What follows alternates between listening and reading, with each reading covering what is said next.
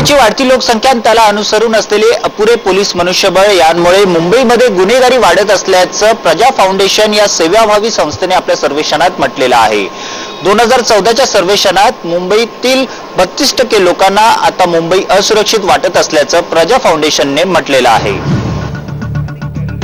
गेल्या काही वर्षात गुन्हेगारीचं प्रमाण वाढत असल्याचं प्रजा फाउंडेशन या सेवाभावी संस्थेनं आपल्या एका सर्वेक्षण अहवालात म्हटलंय।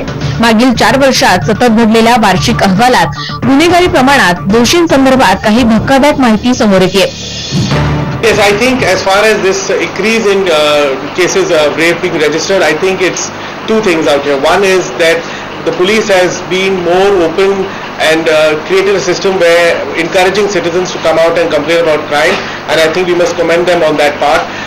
Citizens also have taken strength from the fact that police is more open, and also the media and the situation is such that people are coming out and now willing to come out and sort of talk about these issues. But these are facts. Things have gone up.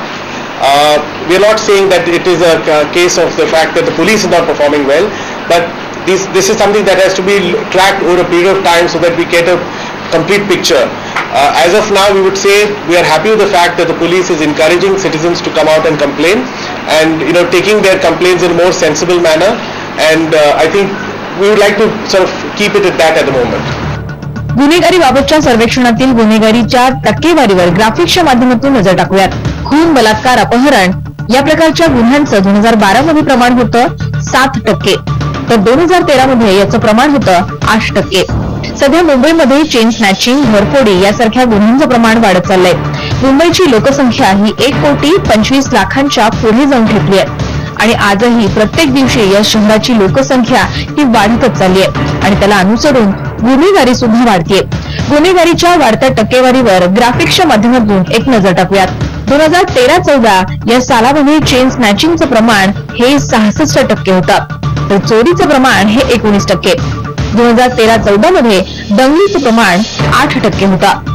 अशा प्रकारच्या वाढत्या गुन्ह्यांमुळे लोकांचा समज असा आहे की मुंबई ही सुरक्षित जागा राहिलेली नाही असं प्रजानं म्हटलंय। सध्या राजधानी असलेल्या मुंबईत मात्र अपुरे पोलीस मनुष्यबळ आहे। सध्या मुंबई पोलीस खात्यात मनुष्यबळाचा अभाव आहे। सहाय्यक पोलीस निरीक्षकांची 1047 पदं उपलब्ध आहेत, त्यापैकी 880 इतकी पदच भरली आहेत। 167 पदांचा अभाव आहे, तर पोलीस निरीक्षक पदासाठी 3254 पदं उपलब्ध आहेत, मात्र त्यापैकी 2024 पदच भरलेली आहेत, तर 1230 पदांचा अभाव आहे। पोलीस शिपाई पदासाठी 19,246 ही पदं उपलब्ध आहेत, त्यापैकी 16,221 पदच भरलेली आहेत, तर 3,125 पदांचा अभाव आहे। उत्तर मध्य मुंबई हा परिसर आहे जिथे मोठ्या प्रमाणात गुन्ह्यांची नोंद झाली आहे।